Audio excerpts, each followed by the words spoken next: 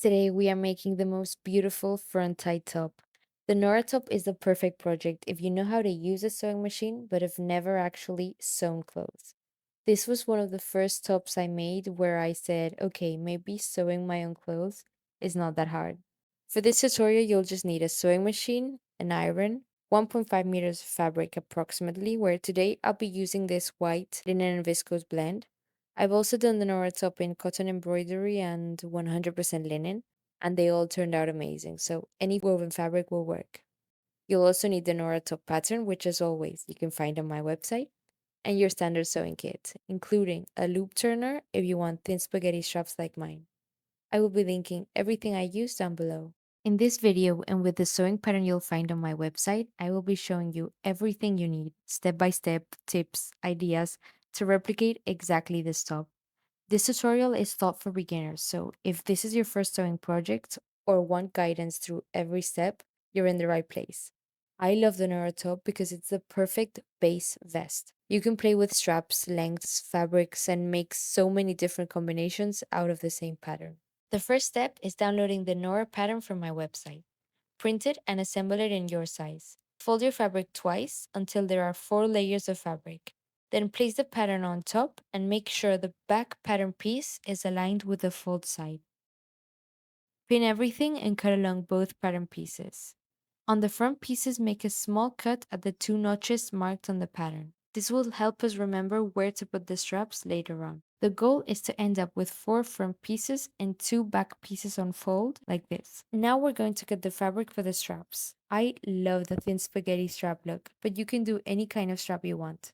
Today I'm using the fabric that's left over from the main pattern because as it is a viscose blend, it is quite stretchy already and perfect for this. For these thin straps, you'll need somewhat stretchy fabric. If it's too stiff, you might not be able to do them so thin like these, but you can make wider straps or change the fabric to a stretchier one only for the straps. For spaghetti straps, you need to cut your fabric on the bias. If you don't know what that is, fabrics have more stretch on the diagonal rather than straight, so we use that to our advantage. We're going to cut 2 centimeter wide strips like this on bias. The length will depend on what you like. I usually do 40 centimeters, and because we're tying a knot in one end, you can always cut it shorter later. Fold the straps and sew a straight line exactly at the half, so 1 centimeter away from the edge.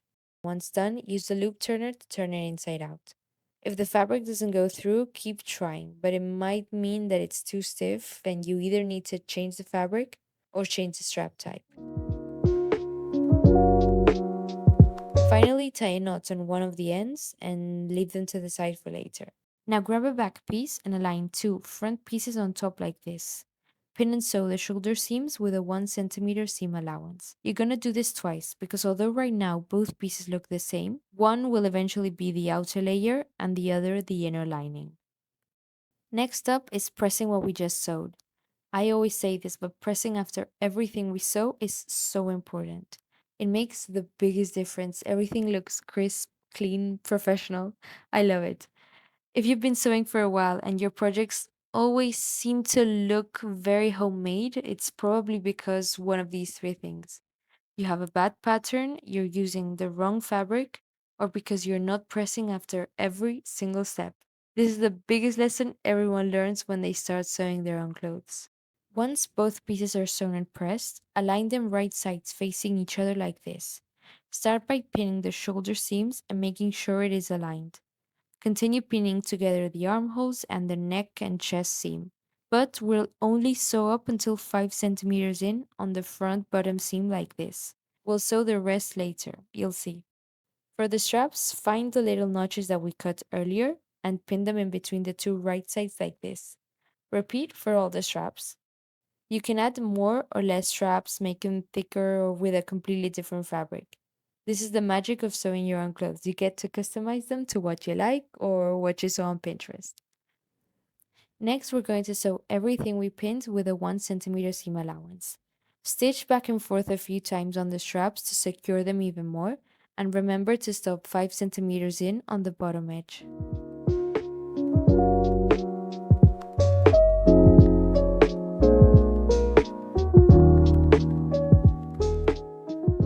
Now we're going to understitch. If you don't know what understitching is, it's sewing right beside the main seam to help the seam allowance lay flat. This makes the edges of your piece super clean and professional, as you can see.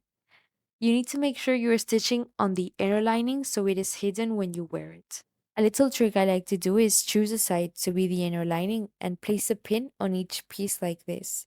I swear, sewing can be the easiest thing in the world, but at the same time, sometimes it gets really confusing for no reason. So anything you can do to make it easier for yourself really helps.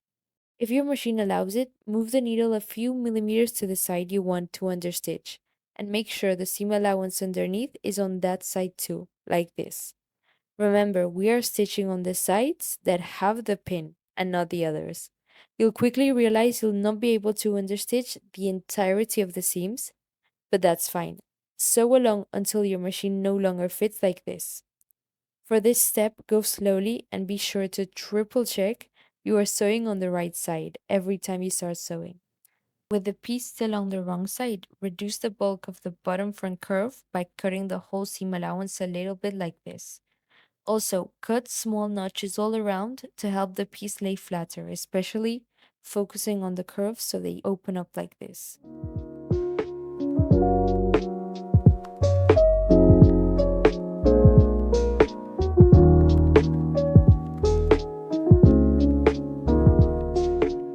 For the shoulder seams, you'll realize they are quite bulky too, so I like to cut the seam allowance around half on this area. I swear, these little steps will make all the difference and will make your sewing projects actually wearable. Now it's time to turn it inside out like this. You should have a tunnel on the shoulder seam where you can pass the fabric through. You can now start to see the Nora top coming together. Back to the sewing table, lay the garment like this and focus on the side seams under the arm. Join the two seams and align them like this. You're going to pin the whole seam in place, front lining with back lining and front outer with back outer. This requires to move the fabric around a little bit, so sometimes I get confused. But I just lay the garment flat again and start over until it makes sense. I promise it will. Now we sew the entire seam with a 1 centimeter seam allowance and repeat on the other side too. Turn everything to the right side once again and check the side seams we just sewed. You might feel like they are quite bulky on the bottom part of the armhole. If so, turn it inside out and cut the excess fabric on this area, and it should feel much better.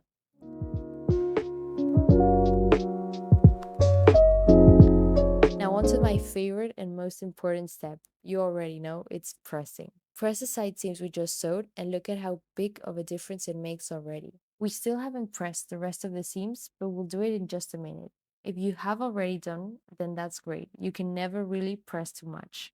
To finally close up the whole piece, turn it inside out and align together the bottom seam. Start pinning on those areas where there are vertical seams and make sure back and front are aligned like this. Then pin the rest of the bottom seam. Remember to leave an 8 centimeter gap to be able to turn it to the right side again. I like to leave it right here, on the back piece and next to a seam. For the last few steps, sew the bottom with a 1 centimeter seam allowance to close everything up, but remember the gap. And for the last time, turn it inside out through the gap like this.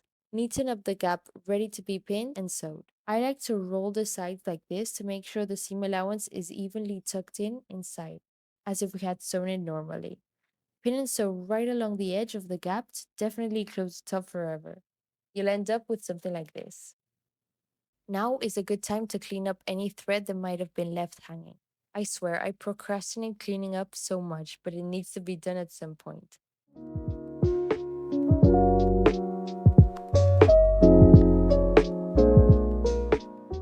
And finally, the best part ever, the most important and most transformational, the thing I discovered that actually made me proud of my projects and not sorry for them, is the final press. In this case, you will press with the inside lining on top. That means with the understitch on top like this.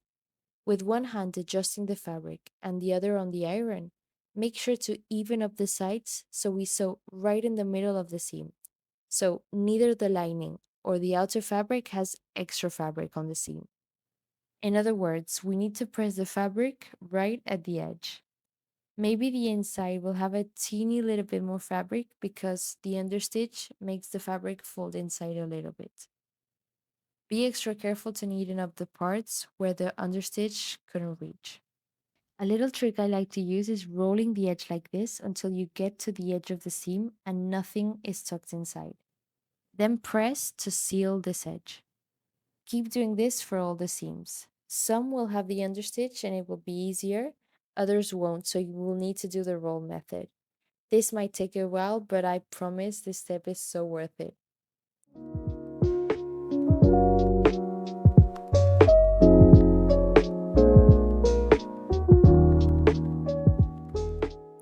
And now you're done. The Nora top is finished.